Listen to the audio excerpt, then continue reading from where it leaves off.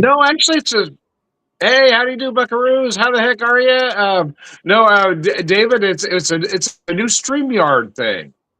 Well, you got the two windows side by side thingy going on there. That's weird. They do both a portrait and a landscape. It took me a little bit to figure it out too. I do this. I'm still on the screen on the landscape and onto the portrait, but there we go. I know. It was the first time I did it, I thought there was something wrong, but then when I go back to look at the video, it just shows as one. Oh, okay. It's a little Weird. trippy. Yes, I understand. Yeah, man, I can't imagine having like 3 or 4 of these drinks and then doing this and going, where do I look? So David actually but we were having technical difficulties, so he's got a tiki drink, so I want to let him tell you about it. Well, I'm not going to tell you too much about this particular drink because I'm not too happy with the one that's in here right now. It's my first time making it. It's a little on the sweet side. It's everything that when people say they don't like tiki drinks, this is what they mean. It's this particular type of tiki drink here. It's too sweet, it's too fruity. And tiki drinks, man, they're supposed to be balanced. They're supposed to be like a gentleman's drink, right? Yeah. Like an old fashioned is really, really good when it's balanced, when everything is in true balance in it, where it's not too sweet. It's like, yeah, it's old fashioned still supposed to be a little boozy, but not over the top boozy, right? Yeah. Again, not too sweet, but not just boozy. Exactly. So like Manhattan. It's supposed to be, you're supposed to balance drinks, and the right tiki drink is right when it's done balanced. Like we started talking about Mai Tais, and you said that the one that you had was too sweet, right? Every time I order one out, it's too sweet. I can make them at home, but I balance it a little bit better. But I do have issues with high acid fruit juices, like pineapple juice, for instance.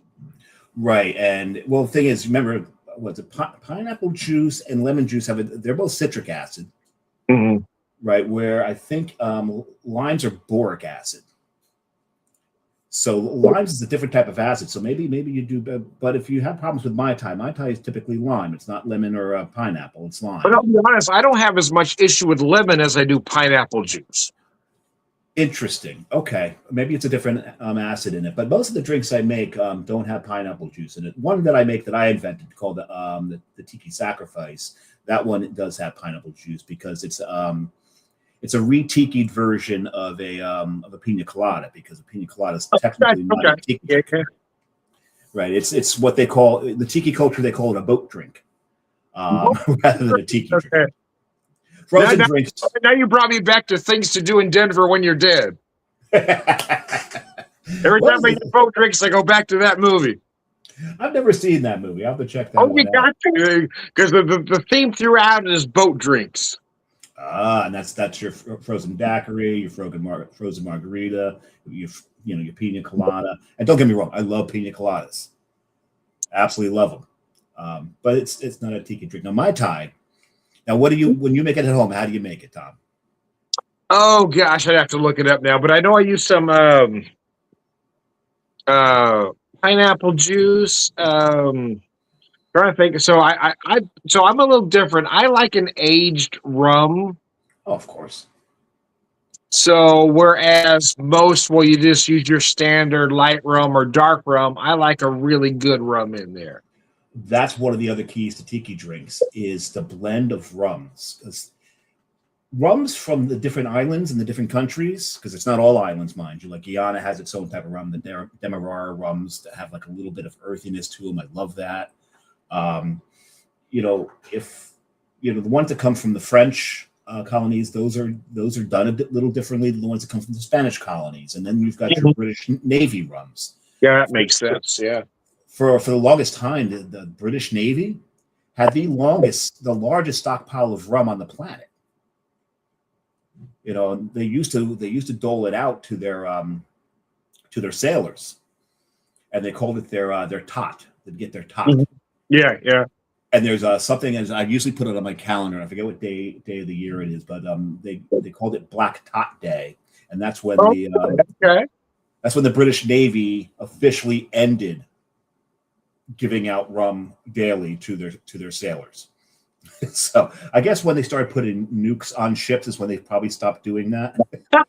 It's probably a good idea. I guess that makes some sense. I mean, for me, if I was handling nukes, I would want a little extra rum, but I understand the process. Oh my God, there's so many different types of rums. I've got what? How many sitting over there? I've got like 6 different rums. Nope, 7, 8, 8 different rums sitting over there right now. And depending, each one of them has a different flavor to it, man. It's, I'm more of a whiskey guy. I don't have a lot of rums at the moment. In fact, I only have 2 at this moment in time, and none aged. But no, actually, I have an Appleton 12 at the moment. But I've got my Appleton 12 is sitting right over there. I love Appleton 12. I got an Apple 12 and a couple of Hamiltons, a Pussers, a Mount Gay Eclipse. That's a good standard rum that I use all the time. so my wife doesn't drink often, and her cocktails are rather weak. But when she does, she likes the Rum Haven. It's a coconut rum. Yep, Rum Haven. Actually, I've got 2 of my tiki mugs are Rum Haven tiki mugs. They got mermaids. Oh, there you go. Okay. Yeah, and once you when you buy your first tiki mug, you're not going to stop. It's a sickness. It really is. But think about it this way. So whiskey, Irish whiskey, Canadian whiskey, Scotch whiskey, bourbon, they all taste different, right?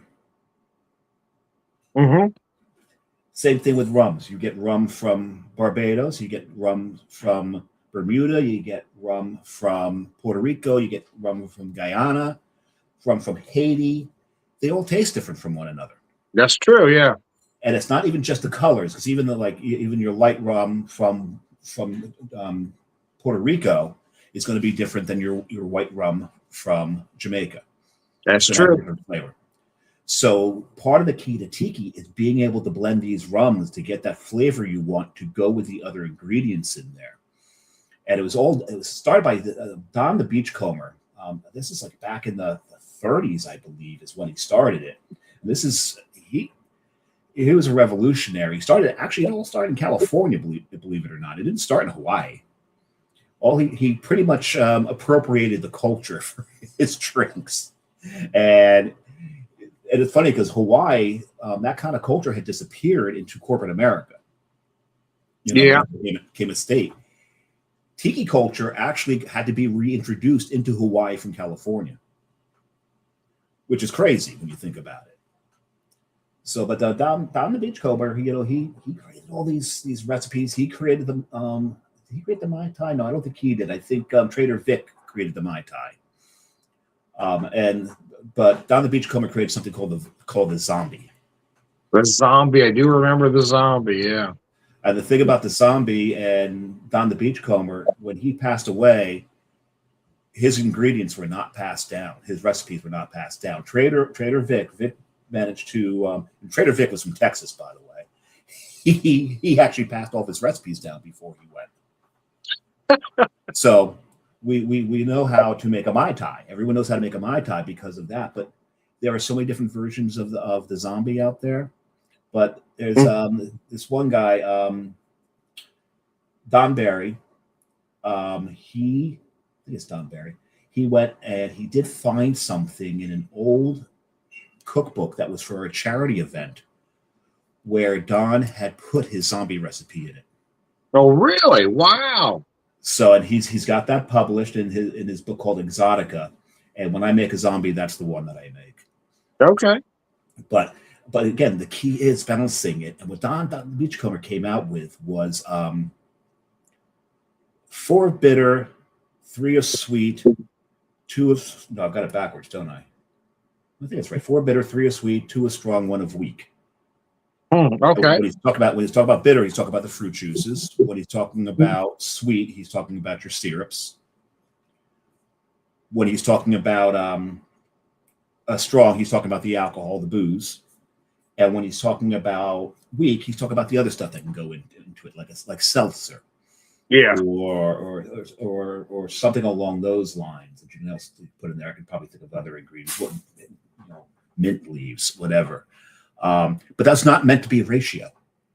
It's really not meant to be a ratio. It took me a while to figure out that numerically it doesn't really have much bearing other than the importance to the drink. So, but when you do them right, man, they're so good and they become addictive. And what's like I said earlier, what's dangerous about them, when you got that much fruit juice in them, you don't feel what you're drinking. Yeah, that's my problem with drinks like that. That's why I am a spirit forward cocktail kind of guy. Yeah, because you can feel what you're drinking. You know, I've probably had too much of A this. Manhattan or an old fashioned, I know. Hmm. With this one here, even though it's really really sweet, it almost tastes like almost like a pineapple Jolly Rancher. It's Right. I'm not That's kidding. correct. In fact, I can almost taste it as you say that. Yeah. I'm not fond of it because of that. I might have to put some 151 in it to balance it out. As a matter of fact, let me grab that bottle. Hold on a second. We need to balance this. Sometimes you got to adjust on the spot. Yep. So I got this Hamilton Demerara 151, and my videos Oh flipped wow! here. Oh, crap in a basket. There you go. Let me see if I can't. That's the camera. Oh, I don't. Oh, yeah, I do have. There we go. That should do it, right? Yeah, now you can read it. Can you read it now? Yes, I can. Yeah. There we go. But this stuff, this isn't from Guyana. If I put that in there, let's put a little bit of that in there and see if that balances this out a little bit, because this is just far too sweet for me. Anybody that happens to be watching, we encourage comments. If you want to, chime in, give me a holler. I'll put it up there. Yep. Oh, you've already got something up there. Braden Cloutier. Comment. He said, I just said hello, and I put it up there. There we go. But yeah, that's helped a little bit. There we go. Well, while you're doing that, I kept it pure. I have a beer and I have some whiskey, and both from more or less the same company or sister companies. So I have. Well, let me. Can I guess? One's Tiaki Da. And the other is Springfield Brewing. There you go. I remember. Club pick. So I'm a monk. Nice. But the Muck Club pick this year was an alt beer. So it's a 5.5% alt beer. Very nice, big and malty, as you might imagine. Jersey Johnny would love that. I tell you that right now. But my whiskey, I think you would like too. This is a brand new one from them, from their Storyteller series called Arcadia. It's a bourbon whiskey finished in vanilla barrels. It's at 92 proof, and man, you really feel that vanilla here. It is just gorgeous. So I've got a beer and whiskey neat while you're having a tiki drink. There you go. Well, here's the thing: whiskey neat, vanilla whiskey neat, and an alt beer has got to be a beautiful pairing. Yes, because you got a lot of big malt going on. When I have that, I just took a drink of that alt beer before taking a drink here, and it really brings that vanilla right to the forefront. Nice.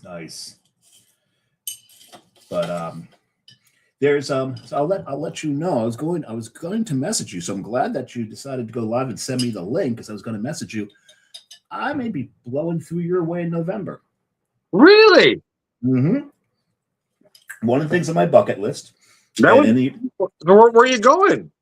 Well, any your fans listening, I may have to apologize to, but I was raised an Oklahoma Sooners fan. Okay. And I've never been to Norman to see a game in the stadium.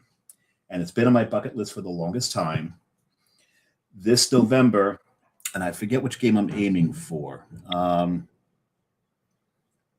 think it's the Ole Miss game, and I think that's happening on the 14th. I forget which is a Saturday in there, but or it's the 16th, 14th or the 16th. One of the I can't remember whichever one's the Saturday. Okay. But what I'm planning on doing is landing in Dallas. You know, I geocache as well, and the oldest geocache in Texas is right outside. It's not too far from the airport. But we'll land in Dallas, find that, come up, get some barbecue while we're in Texas. It's not as good as Austin barbecue, but it's still good barbecue, because cow barbecue. And then we're going to head up to Norman. It's not as good as Kansas City barbecue, but I'll let you go. Wait for it. So then what we're going to do is then go to the game. Then we'll go through the Cherokee Reservation. I'm part Cherokee, so we may make a couple stops there. We're going to grab the oldest outside of Tulsa. We'll be grabbing the oldest cache in Oklahoma, but also there is a tiki bar in Tulsa we want to stop at. And then we're going to go into Arkansas, get a cache there, and then I'm head on up to Springfield. Okay. And I'm timing it to be there on a Tuesday. Okay. You know what happens on Tuesdays? What happens on Tuesdays? Router Room Guy show. Oh, that's right. Okay. Oh, you're doing a live. I want to do the show live with you. Tuesday off then, so I can join you. So or work it, and we'll just do it from the brewery. Oh, that would be really awesome. Actually, that would be great. That's what I was thinking, was doing it at the brewery. Yeah, that would really be cool. So we're thinking about doing that, and then what we're going to do is then we're going to head up to Kansas City for some barbecue. Okay. And I think Missouri's oldest cache is somewhere around there. We'll drop into Kansas, get a cache there, may get up into Nebraska and Iowa and get caches there as well, because we like to collect one from every state, kind of do that thing. So yeah, that's we're gonna fly into Dallas and drive up and through all the way up to Kansas City and then go home. So backtracking a little bit, what day did you think you would be in Tulsa? In Tulsa, let's see. That would make it. Let me see if I can pull a calendar up here and give you an idea of when I'd be in Tulsa. I need 2026's calendar. I really don't feel like pulling up my work calendar, because then I'll be too tempted to do work, which is sad. So the 14th, the game is on the 14th. Mm-hmm. We probably in Tulsa the 15th or the 16th. We might be driving through on either the 15th or the 16th, the Sunday or the Monday, and then getting to Springfield on Monday, do the show on Tuesday, and then head up to Kansas City on Wednesday. Okay. What we're thinking of doing. So It's about just under 3 hours from where we are. I might try to meet you in Tulsa. Yeah, and then like I said, we're gonna detour through Arkansas, Arkansas, Tulsa, yeah. And then because that's not too far at all, and then shoot up to Springfield from there. Okay, all right, yeah. So what part of Arkansas did you say you're coming through? Just through that northwestern corner. Okay. We're going to dip in just enough to grab a geocache, and then to grab a geocache and then shoot up into Springfield. Just to say we done. Just to say we done did it. Awesome. Yeah, that would be great. When I got everything finalized, I will let you know. Okay. Yeah, give me the dates. I'll see if I can meet you anywhere else besides Springfield here. Tulsa's got some outstanding breweries. Yeah. And they've got one of the very best Irish pubs in the country. Really? That's saying a lot, considering I live outside of New York City and I've been to Boston a lot. It's incredible. I mean, they actually have Irish food and not, fish tacos. Well, when you do when you go into the ones in Boston and New York, you're getting Irish food. Some of them open up at 10 in the morning. But this place in Tulsa is as close to anywhere else outside of that area. Yeah, I get that. I tell you, man, there was a great Irish bar in San Fran when we were there this past September. It's called the Irish Bank. Mm-hmm. And man, that was a hell of a Guinness pour. Best Guinness pour I've had in this country. Well, when we were at this place in Tulsa, Kilkenny's, I believe it was called, my wife had the fish and chips, and that cod was incredible, like no other you've ever seen here. But I did something different, so I had their lobster chowder, and oh my God, it was the best I've ever had in my entire life. What's funny, usually if I'm not within about 25 miles of the ocean, I don't eat seafood. Yeah, well, me too, but I live in the middle of the West. But so you got it. This place that Kilkenny's in Tulsa is the real deal. Well, I imagine you get really good catfish there in Tulsa, because what do they call it? Noodling? That's the problem with this area is you get catfish, which is horrible, but well, they eat the shit off the bottom of the river or wherever they are. It's going to be horrible. Catfish, they love it there. Only fish that you want to buy farms and not wild. Every other fish you want wild, but catfish by farm. or it's going to taste like shit, literally. I'm kind of glad that cocktail's gone. Is that better for you? Well, it was better with the 151, but I'm glad it's gone now. You know what I'll do? I'm going to open a beer then. I'll join you in a beer since I am with the Beer Whisperer. Let me see if I can find one that's cold. Oh, this is a good one. Especially considering I'll be that way. Well, good. I'm glad you're doing all right. I haven't had a chance to talk to you in a while, so I'm glad you're doing well. Let me drink a beer with you here and cheers you with a beer. Our schedules haven't meshed in a while, and we had some things going on where I was kind of incognito for a bit.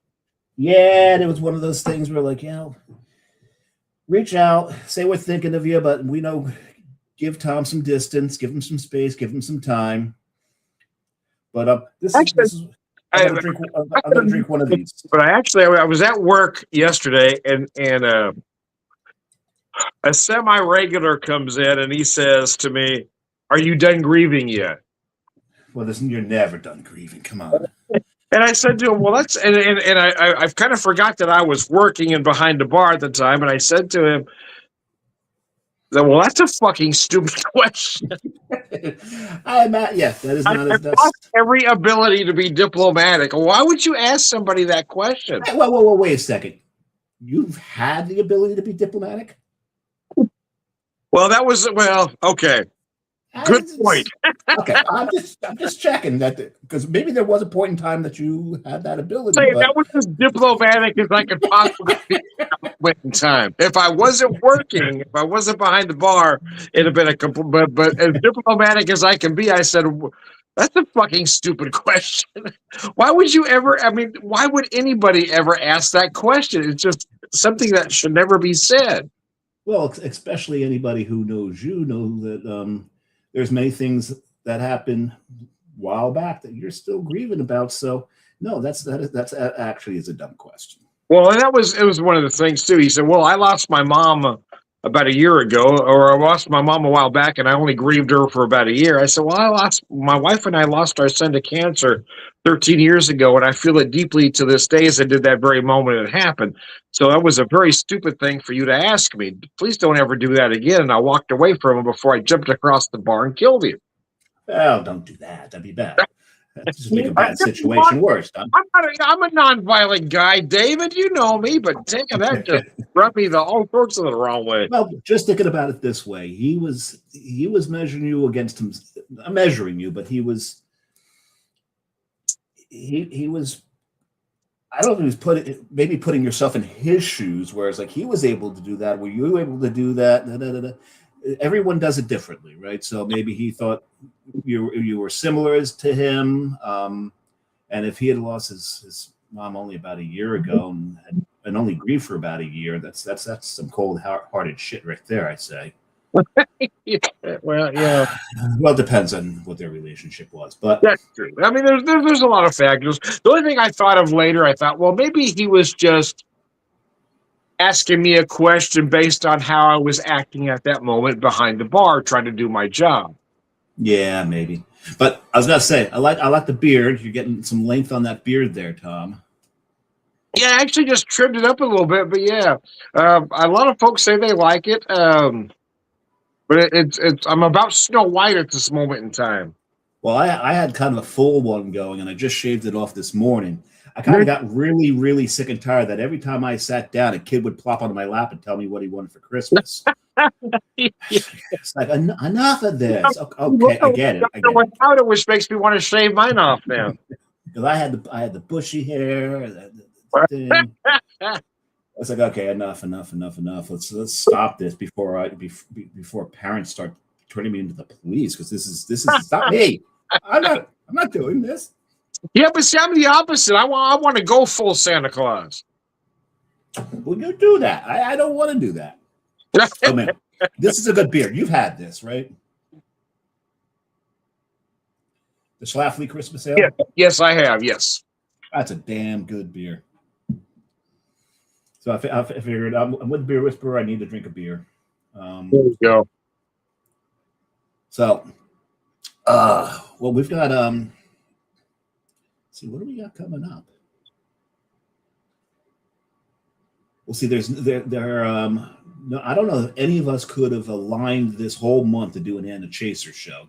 John and I weren't able to. I don't know if you I and John were think able on message. I just don't know how it. This doesn't seem likely.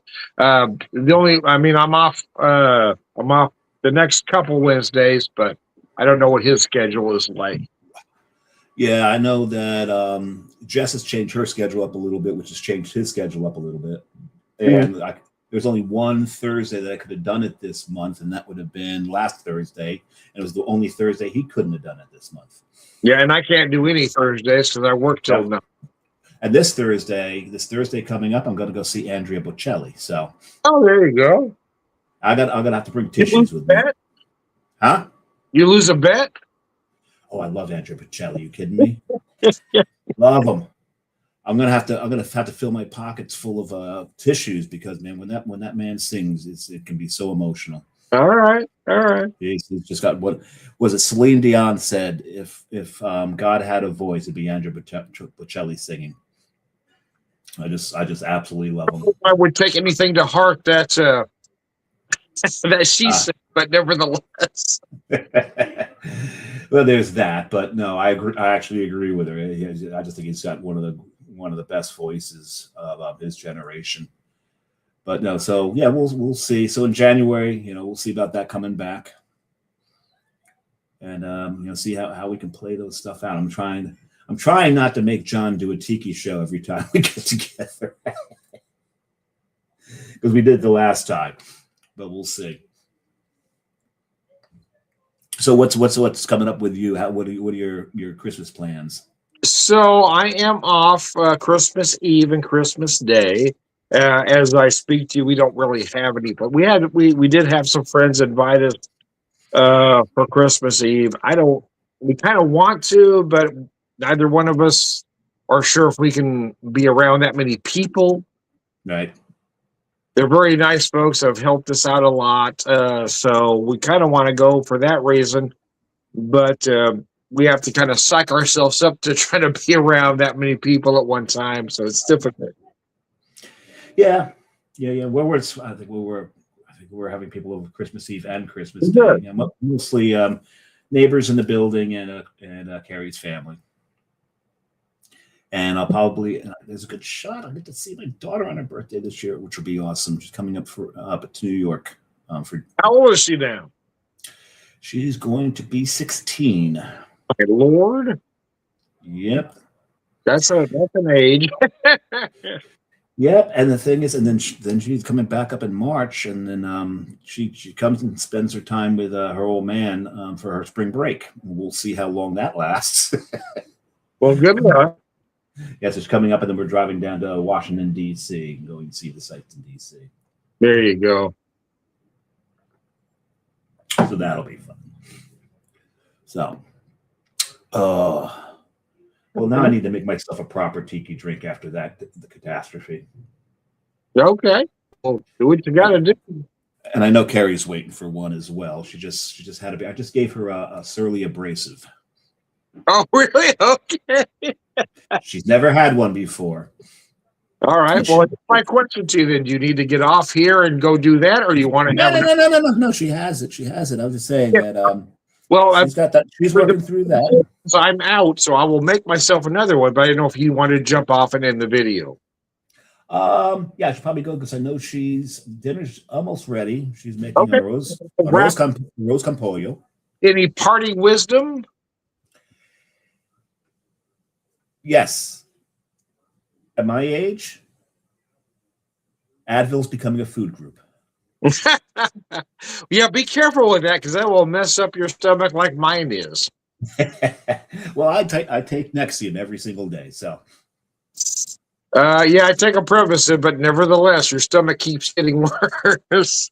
This is true. So right. I try not to take too much of it, but sometimes it's necessary, right? Well, I appreciate the samurai jumping on with me. I am Tom. I'm going to skip right to the end. Great seeing you. Hey, thanks, guys. And Sláinte. Cheers, folks.